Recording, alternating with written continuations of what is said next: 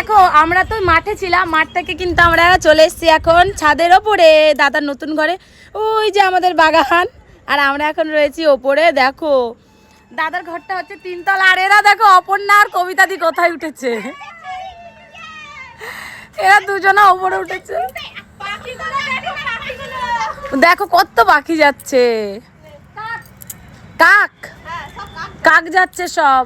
আর ছাত্র দেখো, আমার মা উঠছে, আমার মা উঠছে, মা পড়ে যাবে।